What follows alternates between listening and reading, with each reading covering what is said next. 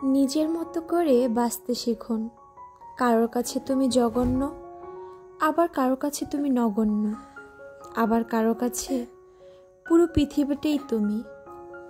সত্যি কি জানো, গাধার নাম যদি ঘোড়াও রাখা হয় তাহলে কিন্তু সে ঘোড়া হয় না, গাধা গাধাই থাকে। কারোর জাজমেন্টে তোমার এতটুকু মূল্যও কমবে না। তুমি বোকা, তুমি রাগী, তুমি ন্যাকা, তুমি অহংকারী, আসলে এর কোনোটিই তুমি নও। তুমি তাদের কাছে ঠিক তেমনই যেমনটা তারা ডিজার্ভ করে। দিন শেষে তুমি তুমিই থাকবে, একটু ভালো আর একটু মন্দ। আর যদি কিনা পুরোটাই ভালো হতে চাও, পুরোটা ভালো রাখতে চাও, তাহলে দেখবে সবাই ভালো থাকবে, শুধুমাত্র তুমি ছাড়া। তাই তুমি তোমার মতো বাঁচো, নিজের মতো করে বাঁচো, তাহলে আর নিজেকে হারাতে হবে না। হ্যালো এভরিওয়ান, আসসালামু আলাইকুম। কেমন আছেন আপনারা সবাই? আশা করি দেশ কিংবা দেশের বাহিরে যে যেখানেই আছেন না কেন, আল্লাহর রহমতে সকলেই ভালো আছেন। আমরাও আলহামদুলিল্লাহ ভালো আছি। This is me Murphy from JM Murphy's Diary. Welcome back another new video. সকলকেই আমন্ত্রণ জানাচ্ছি আমার নতুন ভিডিওটি দেখার জন্য। আর সকলের কাছে রিকোয়েস্ট করছি আমার ভিডিওটি স্কিপ না করে একটি ছোট্ট লাইক করে ভিডিওটি কন্টিনিউ করবেন। আমি আন্তরিকভাবে সকলের কাছেই দুঃখিত। আমার ভয়েসটা শুনতে অনেকের কাছেই অসুবিধা হতে পারে, আমি তার জন্য ক্ষমা প্রার্থী। আলহামদুলিল্লাহ, আল্লাহর রহমতে আমার ঠান্ডা লাগেনি, তবে গলাটা ভেঙে গিয়েছে। তবে ভয়েস দিতে কিছুটা অসুবিধার সম্মুখীন হচ্ছে, আর ভিডিওটা ভয়েসটা আরও বেশি ভাঙা মনে হচ্ছে। তবে আমি বিশ্বাস করি আমার মিষ্টি আপু ভাইয়ারা আমার এই অসুবিধাটা ক্ষমাসুদন দৃষ্টিতে দেখবে। আজকে সকাল থেকে অনেকটাই ব্যস্ত ছিলাম, ইচ্ছা থাকলেও অনেক সময় উপায় হয় না। আমি যদিও চেয়েছি আপনাদের সাথে ব্লগটি শেয়ার করতে, তবে এতটা ব্যস্ততার কারণে আর পেরে ওঠেনি। তবে আজকের ভিডিওটি শুরু করেছি সুন্দর বিকাল থেকে। আজকের বিকালটাকে অনেক সুন্দর বলার কারণ হচ্ছে দুটি। আমার কাছে যদি দুটি কারণ ব্যাখ্যা করতে বলা হয়, প্রথমত বলবো প্রাকৃতিক সৌন্দর্য। প্রকৃতি আজকে এত সুন্দর একটা ওয়েদার আমাদেরকে উপহার দিয়েছে, তার জন্য বিকেলটা অনেক ভালো লাগছিল। আর বিশেষ কারণ হচ্ছে আমার প্রিয়জন সাথে আছে, তাই আলহামদুলিল্লাহ আজকে মা বাবার সাথে বিকেলটা কাটাতে পারছি। এজন্য মনে হচ্ছিল বিকালের সময়টা আরও বেশি মধুর হচ্ছে। আসলে আমার সব বিবাহিত আপুরা কিন্তু আমার ফিলিংসটা বুঝতে পারবে, যারা কিনা বাবা মার থেকে অনেকটা দূরে থাকেন। বাবা মা যখন কাছে আসে, সেই ছোট্টবেলার কথাগুলো যখন মনে পড়ে, তখনকার অনুভূতির কথা হয়তোবার কাউকে প্রকাশ করার প্রয়োজন নেই। আমরা এই এক জায়গাতে কিন্তু সবাই বাঁধা। আমি জানি প্রতিটি মেয়ের মনেই কিন্তু একই রকম। বাবা মার থেকে দূরে থাকতে আমাদের সকলের মনে কিন্তু খুব খারাপ থাকে। তবে সংসারের মায়ায় কিছুই করা যায় না। সংসার হয়ে গেলে তখন কিন্তু চাইলেও আর সব কিছু পেরে ওঠা যায় না। তবে বাবা মা কাছে আসলে সেই ছোট্টবেলার স্মৃতিগুলো যখন মনে পড়ে, তখনকার আনন্দের অনুভূতির কথা হয়তোবার ভাষায় প্রকাশ করা যায় না। যতবারই কিনা আমার বাসায় আমার বাবা মা আসে কিংবা আমার মা আসে, নিজেকে এতটা হালকা মনে হয় মাথা থেকে অনেকগুলো টেনশন নেমে গেল। নিজেকে খুবই হালকা মনে হয়, এতগুলো দায়িত্বের প্রেশার থেকে কিছুটা হালকা মনে হয়। কারণ ওই যে আমার একটি নিরাপদ স্থান আছে, আমার একটি ভরসার জায়গা আছে, আজকে আমার মা আছে পাশে। এই একটি শব্দ পৃথিবীর সব কিছুকে হার মানায়। মা থাকলে সব কিছু থেকে ছুটি, মাই যে সব সামলে নিবে। আজকে বিকালে হাঁটতে হাঁটতে বাবা মার সাথে মেয়েকে নিয়ে চিড়িয়াখানা চলে গেলাম।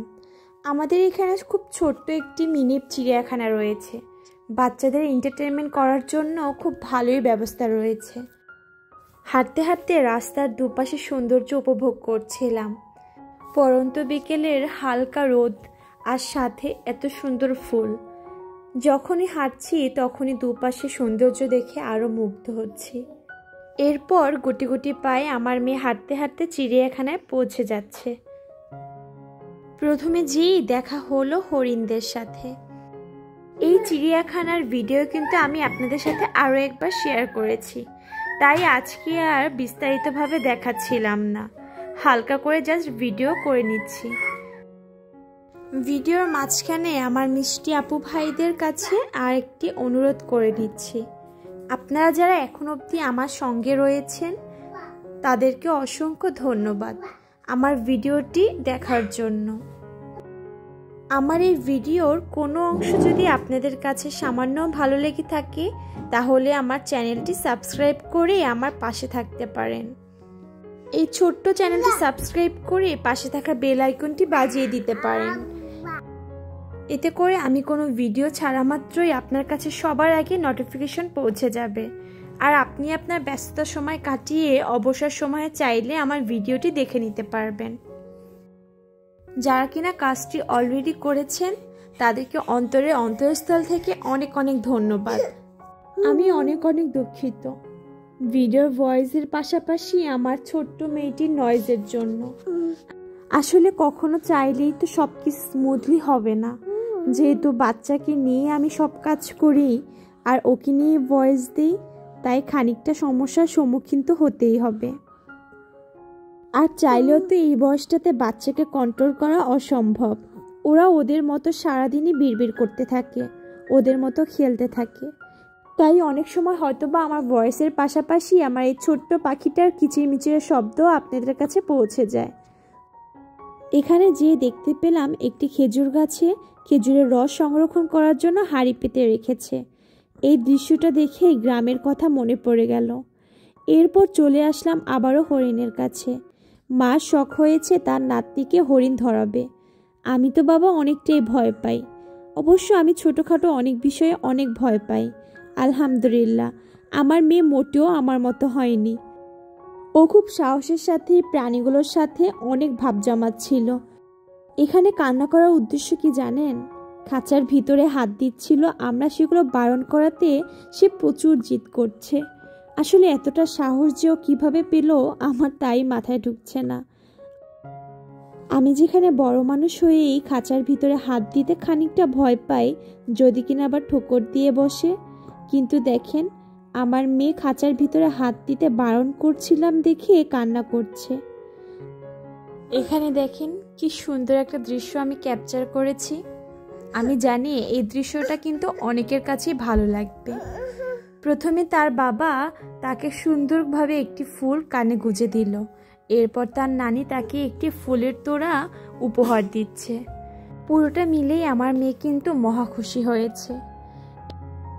এরপর বিকাল গড়িয়ে সন্ধ্যা হলো। ভাবলাম কালকে যেহেতু আর বনলতা থেকে চা ছাড়া অন্য কিছু ট্রাই করা হয়নি, তাই আজকে যেয়ে সেখানকার খাবার ট্রাই করে আসা যাক। তাই চলে গেলাম ক্যাফে বনলতায়। এরপর আবার নতুন করে যেয়ে সেখানে কিছু খাবার অর্ডার করলাম, যদিও পেট একদম ফুলফিল ছিল। দুপুরের খাবারটা যেহেতু আজকে খানিকটা লেট করে হয়েছে, তাই পেটে অনেকটাই কম জায়গা ছিল। তারপরও খাবার ট্রাই করার জন্য সামান্য কিছু অর্ডার করেছি। প্রথমে চা কফি খাওয়ার পালা শেষ হলো। এরপর চলে আসলো আমার খাবার। এখানে আমি তান্দুরি চিকেন আর সাথে 2টো লুচি অর্ডার করেছিলাম।